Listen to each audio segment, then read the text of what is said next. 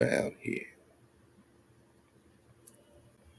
They didn't bring you on boats. They just lied on themselves, told on themselves. They just found you copper Nagaz right here. And you're the Khan. And Khan means priest.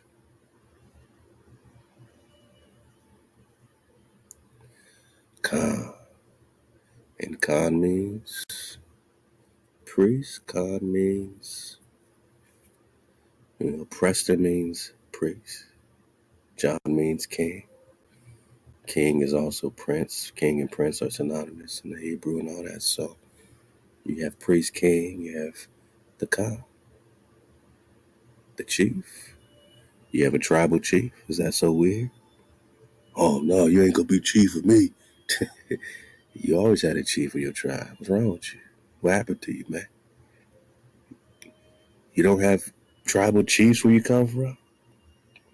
You don't have princes? No kings? Oh, you your own king. You your own chief. You gone many days in solitary. You forgot all about the Khan.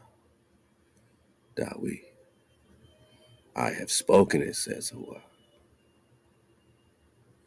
that my servant David shall feed them. I will set up one shepherd over there, and he shall feed them.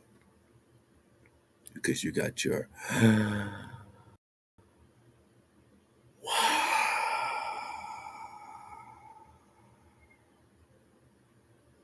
now you got your food. Because the Zion is the Zion.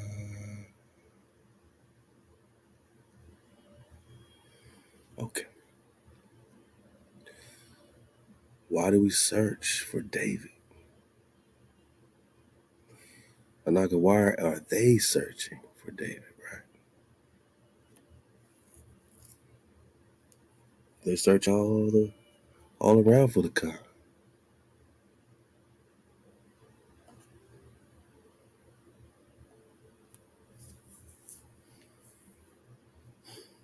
We were supposed to return. We're supposed to get in code. And in code, we're supposed to see clearly. It's the year of the dragon that we, as a righteous flock, as code keepers, are now requiring a shepherd. Out of code, don't even think about David. You in solitary, boss. Without a king. In code, right? The children return. In code, UKTC, MHOE, most high of everything. Exodus 20 got us in code. Deuteronomy 5. Now you can talk David, man. Come trembling to HaWah and his goodness in the end of days. Remember, we talk about the ends of the earth. I got y'all, the ends of the earth. I'm just letting you know it's been many days, man, without a God. Now you've returned. You seek the Creator and Khan Dawi. Why are they searching for the Khan?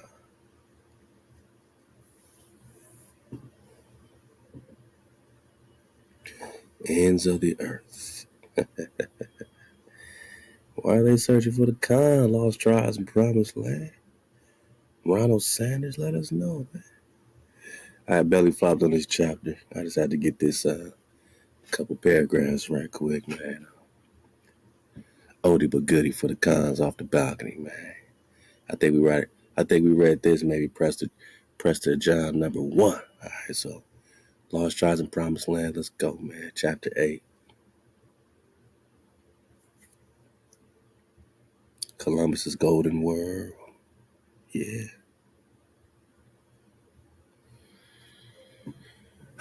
So Columbus was lost, right? Nah, man. Columbus had help. Lots of help. You could even say HaWah was helping Columbus.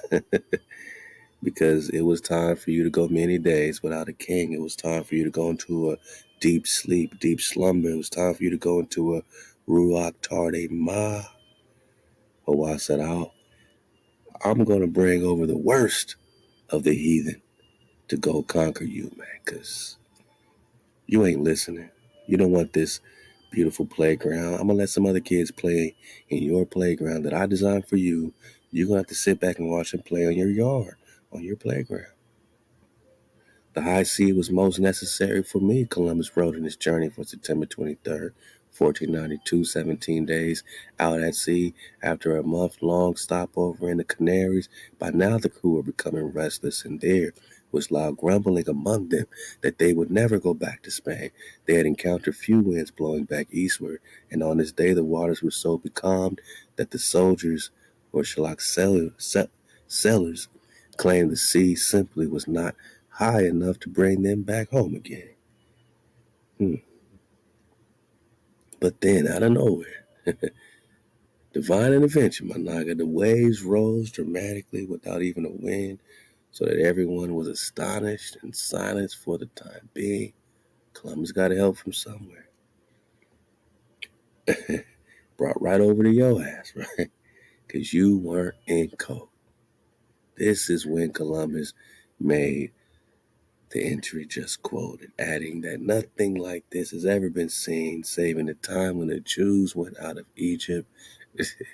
He said, this is divine intervention, just like when the Israelites were free and complained against Moses, who had brought them out of captivity. We do not know much concerning Columbus's crew of about 19 men aboard the 3 ships, but at least one of them was an Israelite whose presence as such was not merely accidental. This was Louis de Torres, a convert, not an Israelite, an Israelite-ish, right? Convert of possibly only that year, who had once held a position with the governor of Murcia. So he was in the government, right? He was said to have known Hebrew. So why would they bring a Hebrew man, a man that speaks Hebrew, converted to Hebrewism, Judaism, to come interpret? Was it an accident or was it intentional? Was it an accident or was it specifically planned, right? Yeah, some more and more war. He spoke Arabic, Aramaic, all to come to America, and Hebrew. He didn't come speaking Algonquin, man. He can't speak in Hebrew, Jack. Now we know this Algonquin and these languages here have a connection with the ancient Hebrew, but don't act like, you know what I mean? He can't speak in Hebrew, boss, right? And had been brought along by Columbus specifically, not accidentally, intentionally, specifically as an interpreter to speak to who? One of the purposes of the voyage, as we have seen, was to find the great Khan. Khan means priest. He's looking for the American, right? If you don't think he's looking for the American, then why, oh why did the British Museum, circa 1530, showing connections between Marco Polo's Asia and the New Lands, put Prester John right here where the 4 corners would be in America, right? Mexico, India Superior, Prester John.